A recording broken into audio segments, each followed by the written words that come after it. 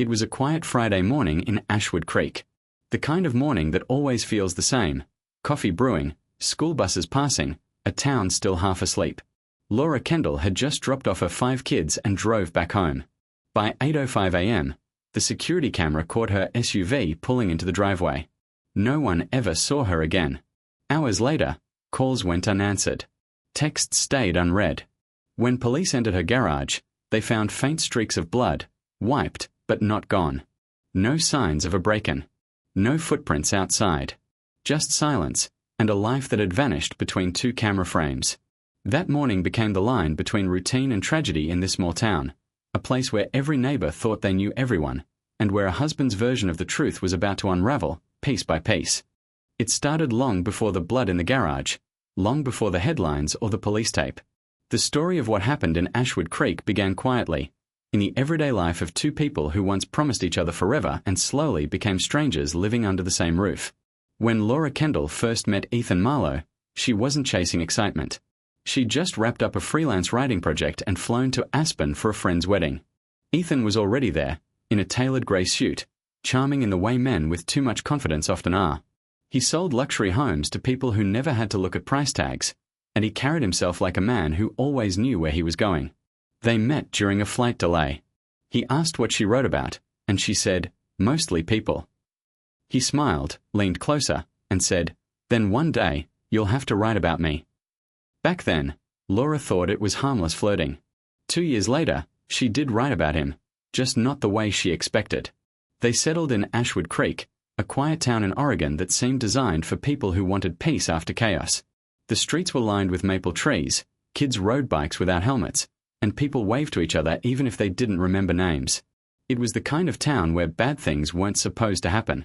Ethan bought a big white house at the end of Cedar Lane, a house that looked perfect from every angle. Laura filled it with warmth. She painted the kids' rooms herself, planted rosemary and lavender by the windows, wrote late into the night at a small wooden desk by the window. Ethan filled it with schedules. He liked order, discipline, control. He planned every meal, every trip, every family photo. In the beginning, it felt like structure. Over time, it started to feel like ownership. When their first twins were born, Ethan handled fatherhood like a business plan. Feedings at set hours, naps logged in a spreadsheet, even notes about which formula brands work best. Laura used to joke that he was managing babies like real estate listings. He didn't laugh. By the time their second set of twins arrived, laughter was rare. Ethan's business was growing fast, but so was his temper. Laura could see it in small things: the way he clenched his jaw over a delayed payment, the way he checked his phone at the dinner table, the way silence became sharper than words. When he was angry, he didn't yell. He withdrew. He froze the room until everyone fell quiet.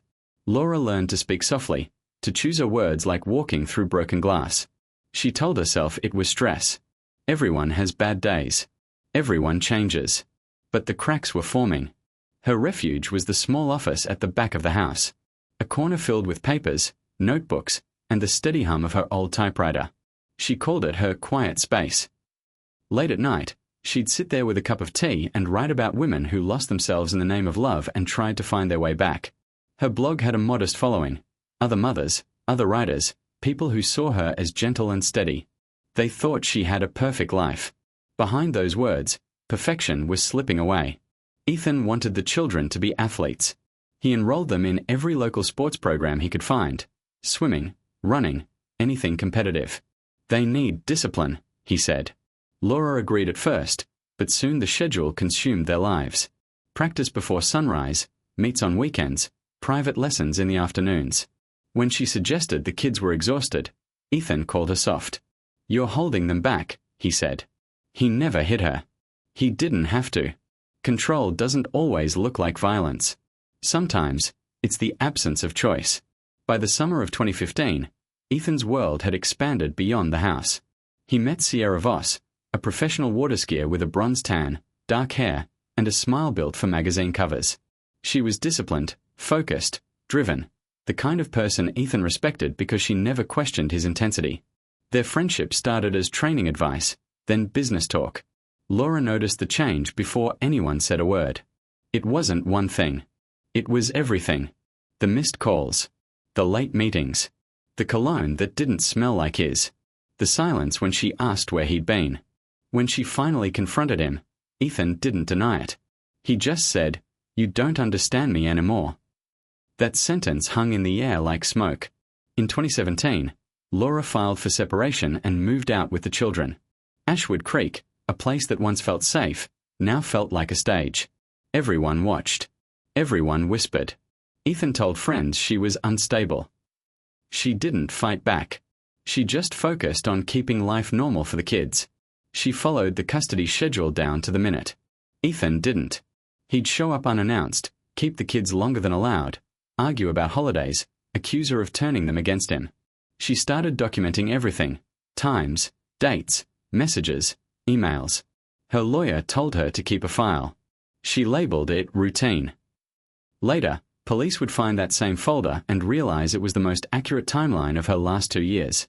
In court documents, Laura mentioned verbal intimidation, erratic behavior, and fear for her safety. She never used the word abuse. Maybe she thought it would make things worse. Maybe she didn't want to believe it herself. Neighbors noticed the small changes: the way she double-checked locks before bedtime, the way she parked her car facing the street, the way her hands trembled when her phone rang. She had started to live in a quiet kind of fear. Not the kind that screams, but the kind that waits. Ethan, meanwhile, grew closer to Sierra. Their relationship became public, and that only made things worse. Every conversation between him and Laura turned into a negotiation, a contest of who could prove they were right. Ethan believed she was trying to take the kids away from him. Laura believed she was trying to survive. The court limited his contact but didn't remove it entirely. Supervised visitation, the order said. Ethan ignored it. Sierra was often present when the kids visited him, something the judge had advised against. Each time Laura complained, the process started over: hearings, statements, delays. She was exhausted, but she didn't stop documenting. She believed if something ever happened, those papers would speak for her. By spring of 2019, Ethan's financial situation had worsened. His real estate company was falling behind on payments. He blamed Laura, said the divorce ruined his reputation. She tried to stay distant, polite, predictable. She wrote less, slept less, and started working on a short story titled The House That Forgot to Sleep. She never finished it. A week before she disappeared, Laura sent an email to her mother, Gloria. It was short: "Things have been tense. I'm fine, just tired." Gloria offered to come stay for a few days. Laura said no. The kids have school, and everything's under control. Everything always was, until it wasn't. Ashwood Creek in late May looked like a postcard. The lawns were green, the days long, the smell of pine hanging in the air. To anyone driving by, the Kendall house looked like stability: 5 bikes leaned neatly by the wall, a welcome mat that read home, and curtains drawn half shut against the sun. Inside, something was ending. Laura didn't talk about fear, not even to her closest friends. But her blog posts changed tone. The cheerful reflections about family became distant, introspective. Her last post was titled "The Things We Leave Behind." It ended with a line that now feels like a whisper from the future.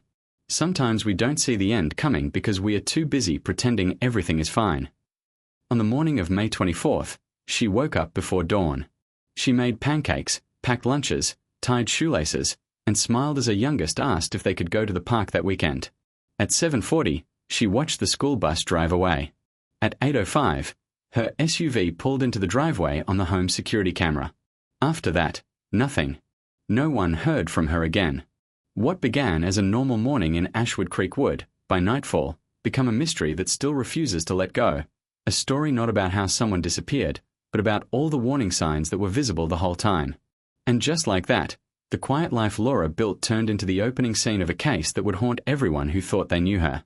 By the time the sun came up over Ashwood Creek on May 24th, 2019, everything looked the same as it always had. The neighborhood was calm, the air smelled like rain and pine, and Laura Kendall's White House stood quiet at the end of Cedar Lane. Nothing about that morning felt different, except that it was the last time anyone saw her alive. At 7:40 a.m., Laura walked her 5 kids to the bus stop at the corner. Neighbors would later recall her smile, her calm voice telling the youngest to hold your brother's hand. The kids waved as the bus pulled away, and Laura turned back toward home. The security camera across the street caught her SUV turning into the driveway at 8:05. That was the last verified image of her. By noon, she had vanished. When her nanny, Melissa, arrived to switch shifts, she expected to see Laura working at her desk, the way she always did. But the house was quiet. Laura's phone was on the kitchen counter. Her purse sat open, wallet inside. Her car keys were missing, but her SUV was gone too. At first, Melissa thought maybe Laura had taken a walk or gone to run errands. But something felt off: the unfinished coffee cup on the counter, the half-eaten toast on the plate, the silence that didn't belong in a house with 5 kids. By 3 in the afternoon, Laura's mother, Gloria, was worried. She'd been calling since morning. No answer. Gloria knew her daughter's habits. Laura always replied, even if it was just a quick busy, call later. She never ignored her phone. Never. At 5, Gloria called the Ashwood Creek Police Department. The dispatcher asked the usual questions. When did you last hear from her? Has she done this before? Any health issues? Gloria's voice cracked when she said, "She's not the type to disappear." Detectives arrived at 6:10 p.m. 2 patrol cars parked in front of the Kendall house. Officers knocked, announced, then entered. What they found inside didn't look like a missing person case. It looked like something had gone wrong. The garage was the first sign. The concrete floor showed faint reddish smears, too light to see at first glance, but clear under flashlight. Next to the driver's side of the garage door was a larger patch, wiped but not cleaned. The forensic light revealed streaks, wipe marks, and fine droplets on the wall. No forced entry, no broken locks. Whoever was there had a key, or Laura had let them in. In the kitchen, chairs were slightly moved from their usual place. A mug was knocked over on the counter. A kitchen towel lay crumpled under the sink. The house didn't look ransacked. It looked interrupted. By nightfall, the police had declared Laura Kendall missing under suspicious circumstances. Her vehicle, a black SUV, was entered into the National Registry. Officers canvassed the area. One neighbor mentioned seeing Laura's car leave the driveway around mid-morning, but couldn't recall who was driving. Another thought they heard the garage door open again, though they weren't sure of the time. The next morning, her SUV was found abandoned at Redwood Park, a few miles from home.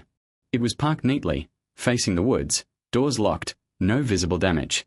Inside, there were smudges on the steering wheel, faint marks on the rear carpet, and a single long strand of hair stuck to the headrest. Forensics collected everything. Blood traces were later found in the cargo area, consistent with Laura's DNA. News of her disappearance spread quickly. By the second day, search teams were combing the park trails. Volunteers brought flashlights and thermal drones. The local TV station aired photos of Laura smiling beside her children. The caption read, "Mother of 5 missing from Ashwood Creek." Detective Alana Price, who led the case, later said the first 48 hours were chaos. Dozens of tips came in, none led anywhere. But something about the garage bothered her. It wasn't random, she said later. Whoever cleaned it knew what they were doing. Meanwhile, attention turned to Ethan Marlowe. He was cooperative at first. Too cooperative, some said. He told police he hadn't seen Laura that morning, that he'd been home working on client calls. He said they'd been separated for years, that their relationship was cordial but distant. When investigators checked, his phone record showed something strange. Between 7 o'clock and 9:30 a.m., the window when Laura disappeared, his phone never moved. The GPS signal remained fixed at his house, 30 miles away. But neighbors reported seeing a grey pickup truck leaving his driveway just after dawn. Ethan drove a black sedan. The pickup wasn't his. On May 26th, 2 days after Laura vanished, detectives reviewed security footage from cameras around Redwood Park and nearby highways. At 8:45 a.m., a grey pickup resembling the one seen near Ethan's home appeared near the park entrance. It stopped for about 40 minutes. Then it left. Later that night, a similar truck was recorded on Millstone Drive, a service road lined with dumpsters and warehouses. Each time it stopped, someone got out and threw away a dark plastic bag. Detectives went dumpster by dumpster, recovering 32 bags in total. Inside, cleaning wipes, towels, gloves, zip ties, and women's clothes, some cut, some soaked in reddish stains. Forensics confirmed it. The blood belonged to Laura Kendall. On one of the gloves was a partial DNA match to Ethan. The case shifted overnight, from missing person to suspected homicide. Still, there was no body. When police questioned Ethan again, his story changed. He claimed he'd spent the morning at home but later ran errands with his girlfriend, Sierra Voss. They'd driven to a hardware store, a coffee shop, and then back home. But Sierra's account didn't match his. She said they'd gone for a drive but didn't mention the store. Security cameras didn't show them at either location. What they did show was the same grey pickup stopping along Millstone Drive, and Sierra sitting in the passenger seat. When confronted, she broke down. She admitted they'd driven along that route but insisted she didn't know what was in the bags. She said Ethan told her it was construction waste. The evidence built up fast. A search warrant for Ethan's house uncovered traces of bleach in the garage and a pile of burned fabric in the outdoor fire pit. Inside the washing machine, they found residue that matched blood enzymes. His defense attorney, Blake Rains, argued that none of it directly proved murder. "There's no body," he told the press. "You can't prove death without a body." But for the detectives, the absence of a body didn't erase what they saw. They found surveillance of Ethan buying cleaning supplies at 6:30 a.m. on May 24th, just hours before Laura disappeared. They found that the grey pickup was borrowed from one of his employees, without permission. They found that he'd shaved his head the next day and replaced his tires. As the investigation grew, so did public fascination. News vans parked outside his house. Reporters asked if he had anything to say to his children. He didn't answer.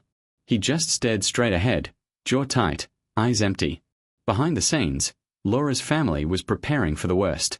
Gloria took custody of the children, who still asked when their mother was coming home. She couldn't answer. Every night she left the porch light on, just in case. By early June, Ethan was charged with tampering with evidence and obstruction of justice. Sierra was charged as an accessory. Both pleaded not guilty. Ethan posted bond and returned to his house under electronic monitoring. He told a reporter once, "They're wrong about me. I loved my wife."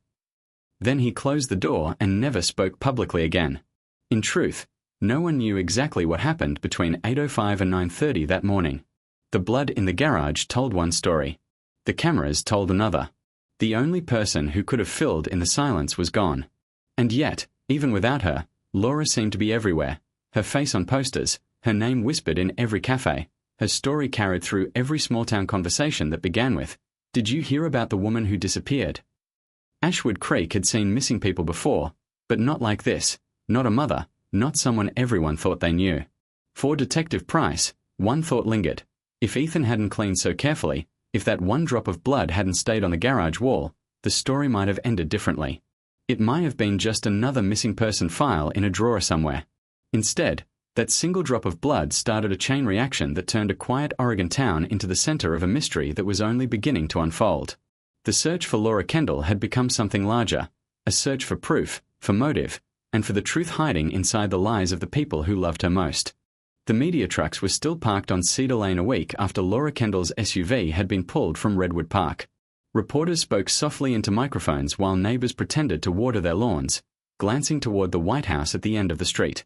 The yellow tape was gone, but the air hadn't cleared. People whispered about what the police had found inside: blood on the garage floor, a half-clean towel in the sink, and what they hadn't found at all, Laura. Detective Alana Price stood at the edge of the driveway, staring at the dark smudge on the concrete that hadn't fully washed away.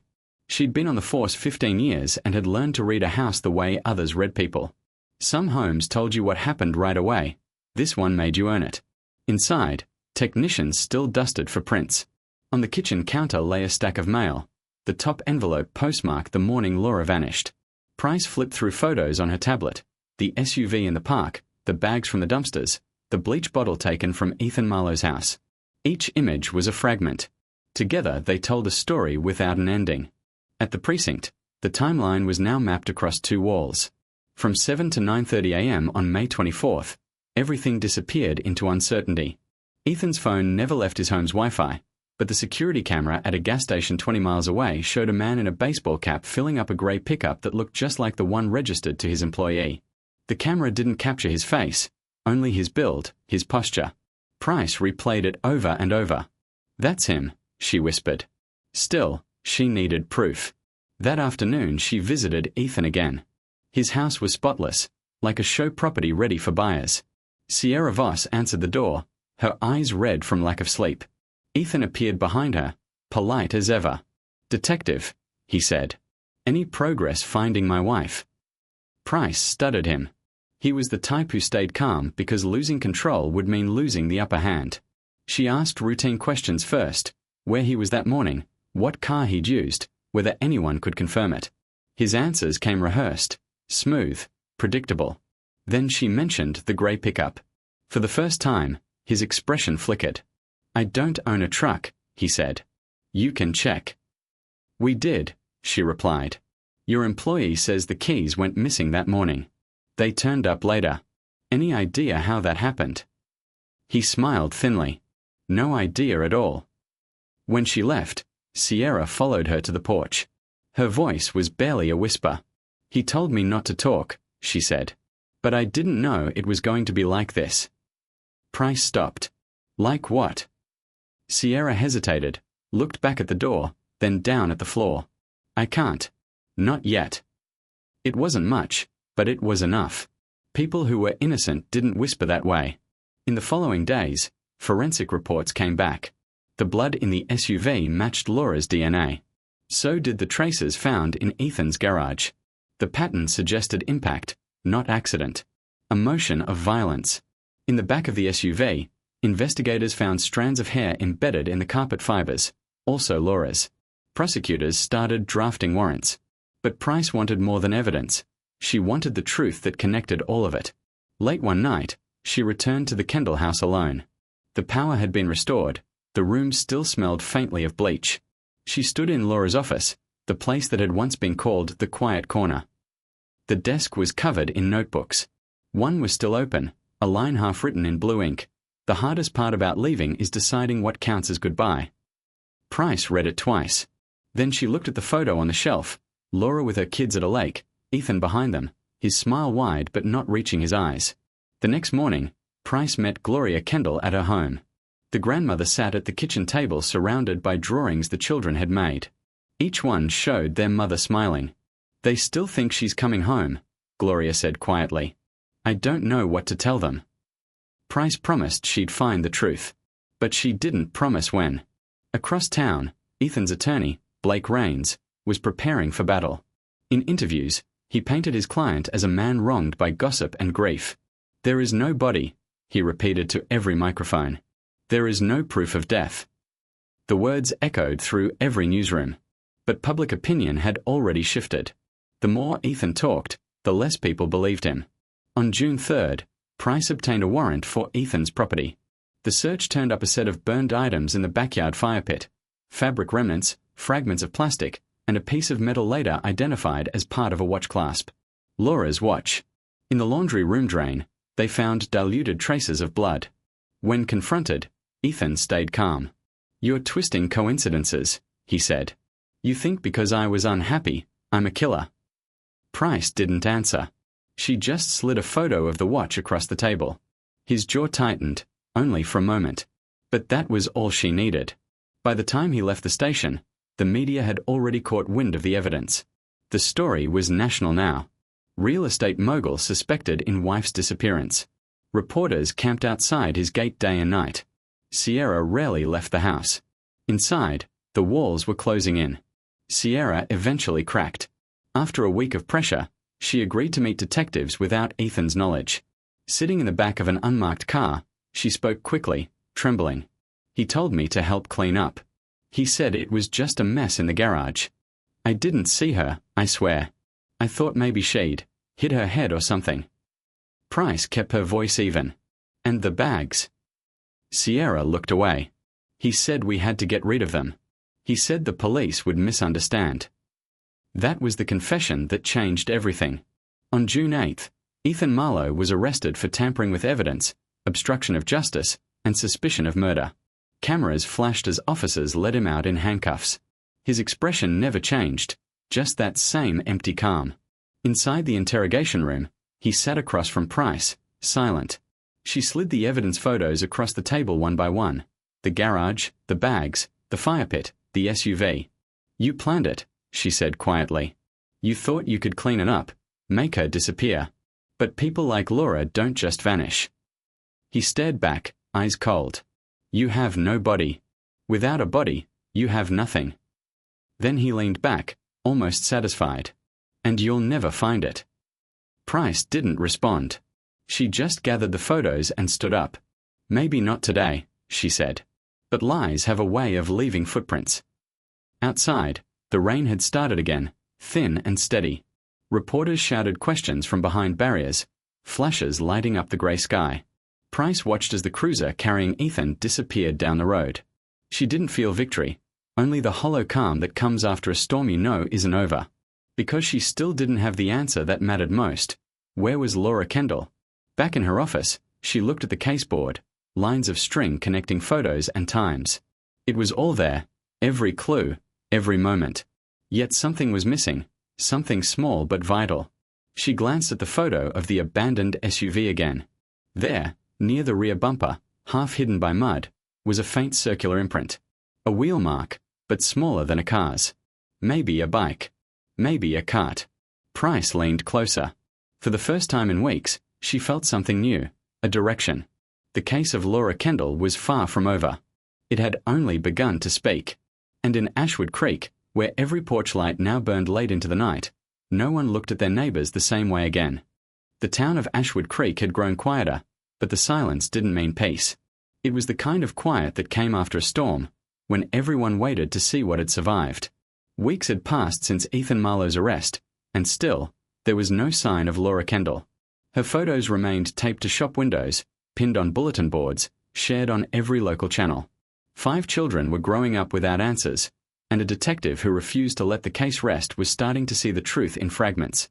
Detective Alana Price sat in her office long after midnight, the only light coming from the glow of a desk lamp. In front of her lay hundreds of pages, reports, transcripts, maps, all leading in circles. She replayed everything again and again, searching for what she might have missed. In every missing person case, there's a moment when hope turns into evidence. That moment had already passed. Now it was about proof, what could be proven, what could hold up in court, what could make sense to a jury that would never see the body. The evidence was strong: blood, DNA, surveillance, false alibis. But without Laura, the case was a body without a heartbeat. And that was what haunted her. Ethan Marlowe's lawyer, Blake Rains, filed motion after motion to dismiss the charges. No body, no murder, he told the press again and again. He said the police were desperate, the prosecution emotional, the media cruel. He said his client was innocent, a man trapped in a nightmare created by gossip. But the truth had its own gravity. It kept pulling everyone back to that garage, that SUV, those 32 trash bags found along Millstone Drive. Inside the police station, Sierra Voss was losing her composure. Her confession had cracked open the case, but it had also tied her to it. The deal she'd been offered, reduced sentence in exchange for testimony, meant she had to relive every detail under oath. I didn't see her, she said again, her voice shaking. He told me it was an accident. He said he just needed time to think. Detective Price watched her carefully. Think about what? About what to do next, Sierra whispered. About how to fix it. Price leaned forward. Fix what, Sierra? But she didn't answer. She just buried her face in her hands and started to cry. The prosecution built their case brick by brick. The timeline was airtight now. Ethan left home before sunrise in the stolen truck. He parked near the park, switched to a bike, and reached Laura's house around 8 a.m. He was seen returning to the truck 45 minutes later, sweaty, agitated, and alone. At 8:45, he drove to Redwood Park and left Laura's SUV there. Then, that night, he and Sierra drove along Millstone Drive, disposing of the evidence piece by piece. Each detail matched the data: the GPS pings, the surveillance frames, the blood spatter reports. It all fit. Except for one thing. Where was she? Detective Price went back to the photo from the SUV, the one that showed the faint circular imprint near the bumper. It had nagged at her for weeks. It wasn't a tire mark. It was too small. She sent it for analysis. The answer came back 2 days later. A bike tire, 26 inches, mountain style. Ethan's neighbor confirmed he owned one, though no one had seen it since May. When Price searched his storage shed again, she found the frame, but the tires were missing. They had been replaced days after the disappearance. That discovery reignited the case. The bike connected Ethan directly to the scene, and the missing tires meant he'd tried to erase that connection. On July 14th, the grand jury convened. Ethan Marlowe was formally charged with murder in the first degree. The courtroom was packed. Cameras lined the hallway. He sat at the defense table, immaculate as ever, in a grey suit and silver tie, his expression unreadable. When the judge read the charges, he didn't flinch. He only turned slightly toward the gallery, where Laura Kendall sat clutching a photo of her daughter. Their eyes met for a second. He looked away first. Outside the courthouse, reporters shouted questions. Ethan said nothing, but Blake Raines spoke for him. "This case is built on speculation," he said. "There's no confession, no witness to a crime, no remains. Only theory. And theory doesn't convict." For once, he wasn't entirely wrong, because even Price wasn't sure if she could prove what happened after 8:45 that morning. She knew how it started. She could imagine how it ended. But without Laura's body, it was all shadows, outlines of truth without substance. That night, Price drove out to Redwood Park alone. The area was still cordoned off, though most of the search teams had moved on months ago. The air smelled like pine and wet earth. Fireflies drifted between the trees. She parked near the spot where the SUV had been found and walked into the woods. The moonlight cut through the branches, silver and cold. She followed the trail toward the creek, the same path the volunteers had searched dozens of times. When she reached the water's edge, she stopped. The current was slow, silent. Something about it felt familiar, the calm surface hiding movement underneath. She crouched down and ran her fingers along the soil. Soft. Recently disturbed. Not enough to mean anything yet, but enough to make her look again. Price called in a team the next morning. They dug for hours. What they found wasn't a body. It was a plastic top, folded, sealed, and empty, but soaked through with residue that matched Laura's DNA. It wasn't closure, but it was confirmation. She had been there. The discovery shook the defense's narrative. Raines argued it proved nothing, but the jury saw it differently. The top, the bike tire, the DNA, every piece added weight to a story that no longer needed imagination. By September, the case was ready for trial. Sierra Voss agreed to testify. She looked smaller now, paler, her confidence stripped away. When she took the stand, she wouldn't look at Ethan. "He told me he couldn't lose," she said quietly. "Not the kids, not the house, not the business. He said she was trying to destroy him." "Did he ever say what happened that day?" the prosecutor asked. Sierra hesitated, then nodded. "He said she wouldn't listen." The courtroom fell silent. After the testimony, Ethan's expression didn't change. He leaned toward his attorney and whispered something no one could hear. Then he sat back and stared straight ahead, motionless. Outside, rain began to fall again, steady and soft. Price watched from the back row as the judge called a recess. She knew there would be no confession, no final revelation. Cases like this rarely end neatly. They just fade into paperwork, verdicts, and headlines. But she also knew something else. The truth always leaves traces, no matter how carefully it's buried. As she walked out of the courthouse, she glanced up at the grey Oregon sky. For a moment, it felt like Laura was still somewhere in the air, not gone, just waiting to be found. The lights of the courthouse flickered behind her, casting long reflections across the wet pavement. And in the distance, past the edge of town, the sound of water moving through the creek echoed faintly, like a voice calling from beneath the surface, refusing to be forgotten. Rain came down steady over Ashwood Creek that morning, washing the courthouse steps clean of yesterday's headlines. The trial had ended, but the story hadn't. Ethan Marlowe was gone now, locked away, convicted of murder even without a body. The verdict brought silence instead of relief. The town wanted closure, something neat and final, but all it got was emptiness. A missing woman still missing. A family still waiting. A detective still haunted by the one question no one could answer. Where is Laura Kendall? Detective Alana Price stood at the window of her small office, coffee cooling beside her. The storm outside blurred the view, but she wasn't looking at the street. She was replaying every scene in her mind. The garage, the SUV, the creek. Each piece of the puzzle had fit just well enough to convict Ethan, yet not well enough to explain everything.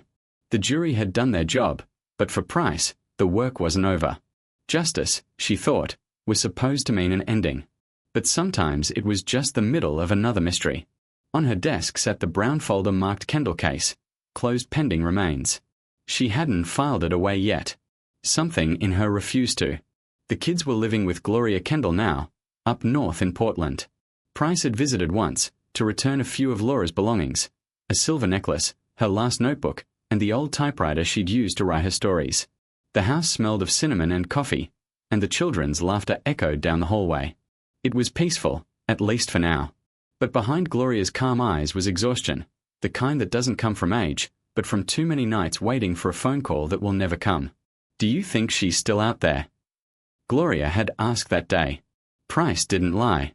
"No," she said softly. "But I think she deserves to be found." In the weeks after the trial, strange details began to resurface. Small, overlooked things that didn't make it into evidence. A maintenance worker found a receipt in the drainage ditch near Redwood Park. Hardware supplies purchased the day before the murder. The name on it wasn't Ethan's or Sierra's. It was Blake Rains, Ethan's lawyer.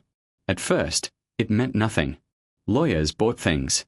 But curiosity has a way of dragging detectives back into the dark. Price dug deeper. She found surveillance footage from a gas station the same morning Laura disappeared. Blake's car, same license plate, was there at 6:10 a.m., 40 miles from where he claimed to be. He wasn't buying gas. He was buying coffee. 2 cups. The official case was closed, but to Price, that detail cracked something open again. She started to retrace Ethan's last days before his arrest. He'd spent nearly every night at Blake's lake house outside of town. The property backed onto a dense strip of forest and a private dock leading to the water. A perfect place to disappear something you didn't want found. On a grey October morning, she drove out there. The lake was low that time of year, its shoreline muddy and cracked. The house itself was quiet, locked, but the dock creaked softly under her boots as she walked to the end. There, half buried in silt beneath the planks, something caught the light, a thin glint of metal. She crouched, brushed away the mud, and found a key. Old, rusted, with a tag marked Kendall, garage. Her pulse quickened. She called in a team the next day. Divers went down near the dock. The water was shallow, murky, cold. 4 hours, they found nothing. Then, just as the sun started to fall, one of them surfaced, waving. It wasn't a body. It was a top-wrapped object weighted with bricks. Inside it, remnants of clothing, bits of rope, and a small silver bracelet engraved with 5 initials PTCCN, the names of Laura's children. The discovery reignited everything. Forensics confirmed the items were hers. The press came back, headlines flared again, and the story that had almost faded returned louder than before. But what shocked the public most wasn't what was found. It was who was arrested next. Blake Rains. The same man who'd stood beside Ethan Marlowe every day of the trial now stood behind bars himself, charged with conspiracy and destruction of evidence.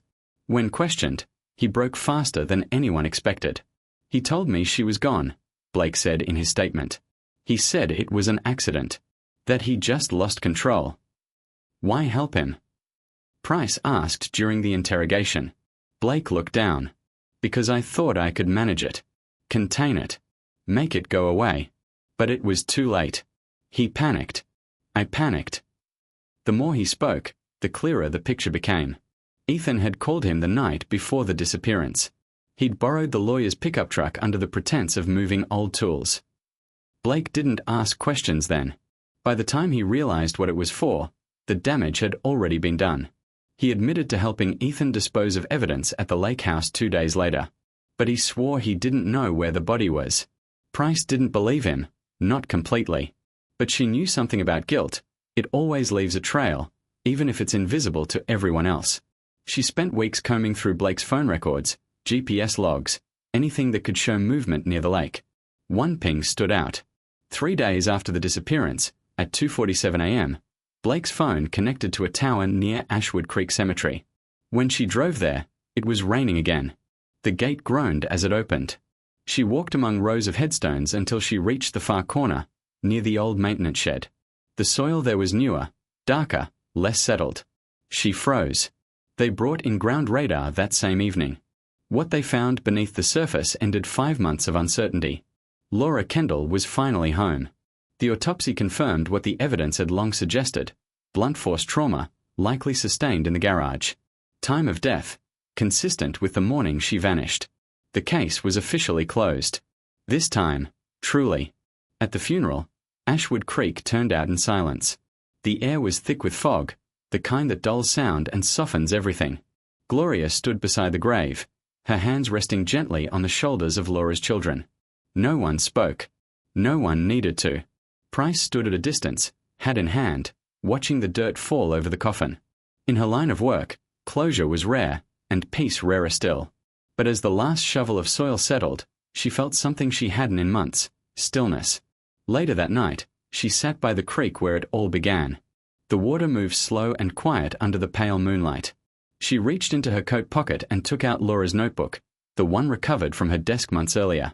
The final page held only a single unfinished sentence: "Sometimes the truth isn't buried, it's waiting." Price closed the notebook and looked toward the reflection of the trees in the water. The town had its answers now. But for her, the work never really ended. Every solved case led to another silence, another name, another story waiting to be told. She stood, buttoned her coat, and walked back toward the car as dawn began to rise over the hills. In Ashwood Creek, the mist was lifting, but the shadows remained.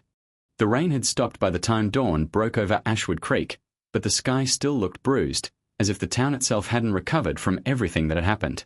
The lake was quiet now. Police tape had been removed, the dock replaced, and the story of Laura Kendall was finally printed in the paper with a headline that read, "Justice After Silence." But Detective Alana Price didn't feel justice. Not really. What she felt was the echo of everything that couldn't be written in a report: the smell of the wet pine air at the lake, the sight of that silver bracelet catching the light, and the faint tremor in her hands when she finally realized they'd found Laura. It had been 6 months since the verdict. Ethan Marlowe was serving life without parole. Blake Rains had taken a plea deal for tampering with evidence and was awaiting sentencing. Sierra Voss had vanished from public life completely, living somewhere far away under a new name, her cooperation having bought her freedom but not peace. Ashwood Creek had begun to move on, or at least try to. But for the people who lived closest to the truth, forgetting wasn't an option. Price found herself driving the same roads at night, the same routes Laura once took to drop her children off at school. The town looked different now. Windows stayed dark longer. People locked doors earlier. Conversations ended when she walked into a cafe. Everyone respected her, but few wanted reminders. In a way, she didn't blame them. The story had turned their quiet community into a headline and their peace into a warning. On the first Sunday of spring, Price visited the cemetery where Laura was buried. The grave sat on a small rise under an old oak tree, overlooking the creek that had given the town its name. The morning air smelled of earth and wet grass. She wasn't there for ceremony. There were no flowers in her hand, no prayers rehearsed. Just a quiet presence, a detective visiting the person whose story she'd carried for almost 2 years. She crouched by the gravestone and brushed the leaves from the marble. The inscription was simple: Laura Kendall, 1984 to 2019. The truth always surfaces. For a long time, Price said nothing. She just listened, to the wind, the rustle of branches, the faint sound of water moving somewhere behind her.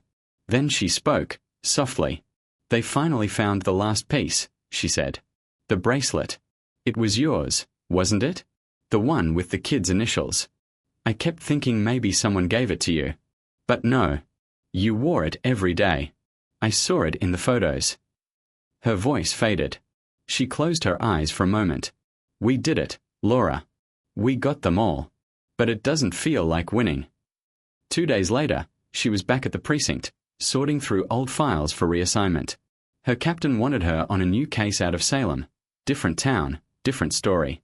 But before she left, she decided to archive the Kendall case one last time. When she opened the file drawer labeled Closed Homicides, she noticed a folder misfiled at the back.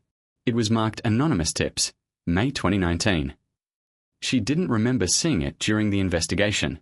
Inside were several handwritten notes and call logs. One stood out, a report from a fisherman at Dover Bridge, 10 miles downstream from Ashwood Lake. He'd seen a car parked there late on the night of May 25th. The description: grey pickup truck, no plates. Price frowned. The timeline had always placed Ethan and Blake at the lake house that night. But what if that wasn't the whole story? What if something, or someone, else had been involved? She drove out to Dover Bridge that afternoon. The structure was old, Wooden, its beams darkened by years of storms. Below, the river moved slow and brown, twisting through reeds and rock. At first, there was nothing, just quiet. Then she saw it, a small trail leading off the road, hidden behind overgrown brush. It was narrow, barely wide enough for a car tire. At the end of it was a flat clearing, maybe 10 feet from the water. There were no signs left after all this time, no footprints, no tracks. But standing there, Price could imagine it, the truck pulling in, headlights off, 2 men getting out. Maybe Ethan and Blake. Maybe someone else. She took a slow breath and looked at the water again. Beneath the surface, something shimmered faintly. She stepped closer and saw what it was, a piece of metal, wedged between stones, half covered in silt. She crouched down, pulled on gloves, and lifted it out. It was a watch. Rusted, but intact. On the back, faint but legible, were the words, "EM, time doesn't lie." Back at the station, forensic techs confirmed it. Ethan's watch. The same one he'd been wearing in a photo taken the week before Laura vanished. For most detectives, that might not have meant much. The case was already closed, the verdict final. But for Price, it wasn't about proving guilt anymore. It was about understanding. The presence of the watch downstream meant one thing. Ethan had returned to the water after that night. Maybe he came to make sure nothing surfaced. Maybe he'd planned to end things there himself. Whatever the reason, it meant that even after his careful planning, part of him couldn't let go. Price sat in her car, the rain starting up again, tapping against the windshield. She turned the watch over in her palm, thinking of all the ways time had moved in this story. Too slow when Laura vanished, too fast when the trial ended. Maybe, she thought, the truth wasn't just what had been uncovered, but what time revealed after everyone had stopped looking. That evening, she drove back to the lake one last time. The water was calm, glassy, the sky streaked with fading pink. She stood at the same dock where she'd once found the key. The air smelled of rain and pine, just like that first morning. She took the watch from her pocket and looked at it one last time. Then she knelt, opened her hand, and let it slip gently into the water. The ripples spread, soft and slow, disappearing into the still surface. In Ashwood Creek, stories never really ended. They just became part of the town, the echo of a name whispered in the grocery store, the flicker of a porch light left on for someone who would never return, the silence that lingers after truth finally speaks. Laura Kendall's story was over. But her presence remained, in the lives she touched, in the justice that finally reached her, and in the woman who refused to stop looking until she was found. As the last light faded behind the trees, Detective Alana Price turned and walked away from the water, her coat fluttering in the breeze. Behind her, the lake was still. And for the first time in 2 years, so was she. The morning sun came up slow over Ashwood Creek, turning the mist above the water into thin gold. The town looked peaceful again, quieter, older, and heavier somehow. Time had moved on, but for Detective Alana Price, the case still lingered like a song stuck in the back of her mind. She had closed it, filed it, even said goodbye at the lake. But closure and peace, she'd learned, were never the same thing. It had been almost a year since the lake search. The station walls were freshly painted, new faces filled the desks, and yet her old case board, now cleared, still haunted her. Sometimes she caught herself glancing at the empty corkboard, expecting to see Laura Kendall's photo pinned there again, those same blue-grey eyes staring back from beneath the headline, "Missing Mother of 5." The department had moved on to new priorities: cybercrimes, drug cases, political corruption. But Alana stayed in homicide. It was the one place where the silence between facts still meant something. That morning, she received a call from the Portland field office. A simple request for assistance, consultation on a new missing person case. A woman gone for 3 days. The husband's story didn't add up. It was routine, ordinary, and yet when the agent mentioned the name of the town, Alana froze. "Where did you say this was?" she asked.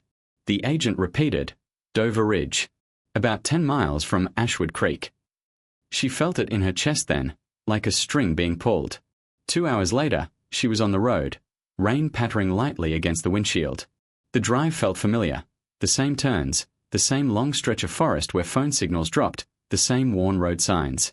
Only this time, it wasn't Laura Kendall waiting at the end of the drive. The missing woman's name was Claire Hutton. 32, a teacher, mother of 2. Her car had been found abandoned outside a roadside diner just before midnight. Purse and phone inside, Keys gone. Her husband, Daniel Hutton, claimed she'd gone for a walk and never came back. Alana arrived at the scene just as the sun dipped behind the trees. The parking lot was empty except for the flashing lights of a single patrol cruiser. She stepped out, feeling that familiar heaviness again. The air before a story begins to tell itself.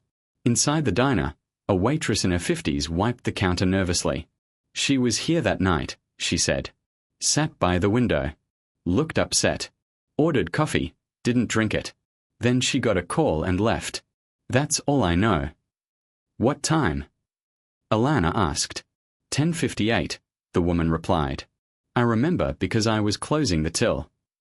Alana checked the parking cameras from across the street.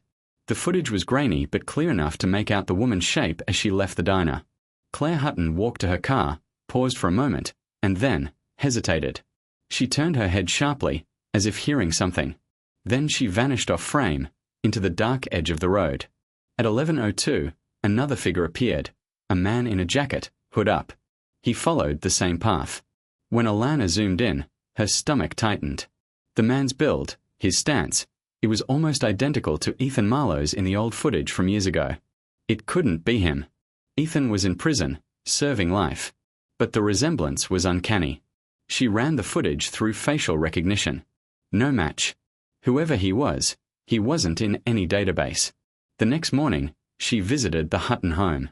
The husband opened the door, tall and clean-cut, his tone polite but cold. The kind of man who spoke like every word cost him something. I already told the others, he said. I don't know where she went. I'm not asking where, Alana said. I'm asking when you realized she was gone. He hesitated. When she didn't come home by 1. She's done it before. Gone for a drive, needed space. Alana glanced around the house. It was spotless. Not the kind of clean that comes from habit, but the kind that hides something. Mind if I look around? His jaw tightened, but he stepped aside. Go ahead. In the kitchen, she saw a faint smudge on the floor near the fridge, a drag mark, half-wiped, almost invisible unless the light hit it right. In the hallway, a framed photo had been removed from the wall, leaving a rectangular dust shadow. And on the nightstand beside the bed, a small detail caught her attention. A folded piece of paper with 5 words scribbled in blue ink. Truth doesn't stay buried forever. Her heart dropped. It was the exact phrase carved onto Laura Kendall's headstone. Later, back in her car, Alana stared at the note under the dome light. It wasn't just coincidence. Someone was trying to send a message. Someone who knew her history, her case, her failure to find peace. She called the station, ran Daniel Hutton's background. No criminal record, no debt, no history of violence. But his phone logs told a different story. 3 outgoing calls to an unknown number the night Claire vanished. The number traced back to a prepaid cell purchased in Ashwood Creek 2 weeks earlier. She drove there the next morning. The store clerk barely remembered the buyer, just a man in a dark coat, quiet, deliberate. Paid in cash. Something in her gut told her this wasn't random. Someone was replicating the Kendall case. By the 3rd day, the search teams expanded to the river that connected Dover Ridge to Ashwood Lake. They found a scarf tangled in the reeds, pink, monogrammed with a C. Blood traces matched Claire's DNA. But the way it was tied, the way it was placed, it wasn't panic. It was deliberate, almost ritualistic. When the media got hold of the story, they called it the Echo of Ashwood. People whispered about a copycat, someone obsessed with the old case. But Alana didn't believe it was obsession. It was personal. That night, she sat in her car overlooking the water, wind pushing ripples across the surface. She closed her eyes and heard Laura's voice in her head, faint and steady. Sometimes the truth isn't buried, it's waiting. She opened her eyes and whispered, then let it come. The next morning, a package arrived at the station. No return address. Inside was a single item, an old cassette tape and a note written in neat handwriting. It said only, "You missed something at the lake." Alana stared at it for a long time. Then she placed the tape in the player. A crackle, then a voice, distorted, male, calm. "I've been watching you," it said. "You think the story ended, but you only buried the surface. The rest is still out there." The tape ended with the faint sound of water dripping and the hum of a motorboat. She sat there, listening to the silence that followed, The same silence she'd known since Laura's case began. Only this time, it wasn't memory. It was a warning. As she turned off the recorder, she looked out the window toward the horizon. The water glimmered in the morning light, peaceful and indifferent, as if it knew more than anyone else. She took a slow breath and whispered to herself, "Ashwood Creek isn't done." Then she reached for her badge, clipped it back to her coat, and started the car.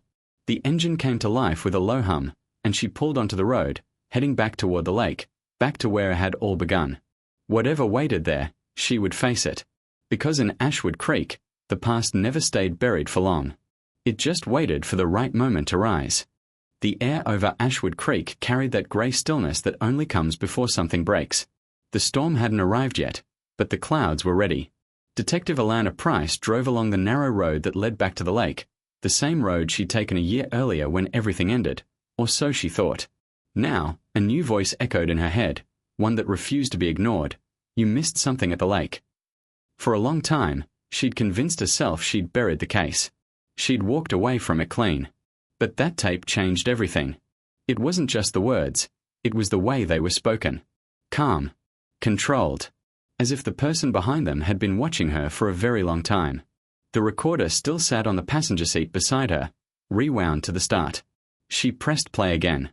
A faint crackle, then the same voice. Male, older, smooth, deliberate. You looked in the wrong place. You found what he left behind, but not what he took. Then a sound followed. Water dripping, then the hum of an engine, maybe a boat motor. It faded before she could place it. Alana shut it off. The car's headlights cut through the fog, casting narrow beams across the gravel road. The lake appeared ahead, silent, endless, reflecting nothing but the heavy sky. She parked near the old dock, the same one where she dropped Ethan Marlowe's watch into the water months before. The wooden planks were slick with rain now. The ripples below whispered against the shore like a secret trying to be told. She stepped out, flashlight in hand, the air sharp and damp against her skin. Every sound was amplified. Her footsteps, the creak of the dock, the faint hiss of wind cutting through the reeds. The place hadn't changed. But she had. Back then, she'd been chasing truth. Now, she was chasing understanding. Her light scanned the shoreline until it caught something strange. A reflection, small and metallic, lodged near the rocks at the base of the dock. She crouched and reached into the cold water, her fingers brushing against a rusted latch. When she pulled, a small waterproof case came free, wrapped in algae and grime. Inside was a folded note and an old USB drive. The note read, "The lake keeps secrets, but not all of them sink." She didn't open the drive there. Instead, she drove straight back to her office, logged in after hours, and plugged it into a secure terminal. The folder name was short, ARK. Inside were dozens of video clips, time-stamped from the spring of 2019, the same months leading up to Laura Kendall's disappearance. The first file opened to a shaky camera view of the lake from a boat. A man's voice spoke off-screen, distorted but familiar. Test run. Coordinates marked. Keep the depth consistent. Another clip. Same voice. Same lake. A different angle, this time near the dock. A small figure appeared in the frame, walking toward the water, carrying something heavy wrapped in a top. Alana froze. The date was May 26, 2019. 2 days after Laura was declared missing. The figure wasn't Ethan Marlowe. The body type was smaller, leaner, almost athletic. And the voice? It wasn't his either. She replayed it 3 times, her pulse pounding louder each time. When the figure turned slightly toward the camera, the flashlight caught the face for half a second. The image was blurry, but recognizable enough to make her stomach drop. It was Sierra Voss, Ethan's former girlfriend. The one who had testified for the prosecution. The one who'd claimed she hadn't been anywhere near the lake that night. The implications sank in slowly. If Sierra had been there, then everything the court believed was wrong. Ethan hadn't acted alone, and maybe he hadn't been the one who moved the body. Price leaned back in her chair, exhaling slowly. The hum of the computer filled the silence like static. She transferred the video files to an encrypted drive, then shut everything down. As she did, the reflection in the office window caught her attention, a faint shape moving just beyond the glass. She turned sharply. Nothing. Just the rain sliding down the window pane. Still, the feeling lingered, the sense that she was being watched again, just like before. Sierra had disappeared after the trial. The tabloid said she'd moved to California, started over under a new name. But maybe she hadn't gone anywhere at all. Maybe she'd been here, all along, waiting for the right moment to speak. Or the right moment to threaten. Alana packed her things and headed out into the storm. The roads were slick, the town empty. Every few blocks, lightning flashed behind the trees, lighting up the wet streets. She drove toward the old Marlowe property, the one Sierra had inherited after the conviction. The house stood just beyond the woods, lights faint in the windows. The driveway was overgrown, but there was a new car parked out front, a silver sedan, clean, unused to mud. She killed the engine and stepped out. Her flashlight beam caught a reflection near the porch, a camera lens. Someone had installed surveillance recently. She raised her hand to knock, but the door opened before she could. Sierra stood there, framed in the light. Her hair was shorter now, her face harder, her eyes sharp but tired. "You shouldn't be here," she said. "Neither should you," Alana replied.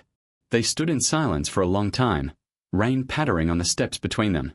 Finally, Sierra stepped aside. "You might as well come in." The inside of the house smelled of cedar and dust. Boxes were stacked against the walls. On the table sat a laptop, open to a paused video, the same footage from the USB drive. "I figured you'd find it," Sierra said, sitting across from her. "That's why I sent the tape." "So it was you," Alana said. "I didn't kill her," Sierra replied flatly. "But I watched him do it. And I helped clean it up. Why come forward now?"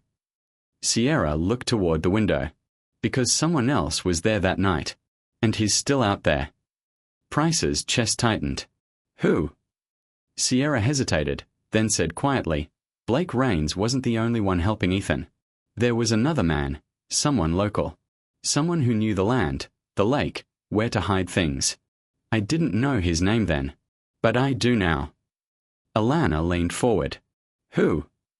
The answer came like a whisper, "Chief Warner." Price's heart stopped for half a second. Chief Warner, her former commanding officer, the man who'd overseen the entire Kendall investigation, the man who had signed every evidence report. Sierra looked at her with tired eyes. "He was there, detective. I saw him. He helped move the body." Alana didn't speak for a long moment. She just stared at the woman in front of her, the storm howling outside, the truth rearranging itself in her mind. If Sierra was right, the case wasn't just about obsession or jealousy anymore. It was about power, and how far someone would go to protect it. Finally, Alana stood up, her voice steady. "You're coming with me. You'll make a statement." Sierra nodded, eyes hollow. "You don't understand. You think I sent that tape to reopen the case. But that's not why I did it." "Then why?" Sierra's gaze shifted toward the window. "Because he's coming for me next." Lightning flashed, and for just an instant, Alana saw it. A shadow outside, near the tree line, moving toward the house. Then the power went out. The world fell into darkness, except for the faint blue glow of the storm beyond the glass. Alana drew her weapon, listening to the creak of the porch, the steady rhythm of footsteps on wet wood. Then a voice from the darkness, deep and calm, called out through the rain. "Detective Price. You should have stayed away." The storm broke open all at once, and Ashwood Creek secrets rose again.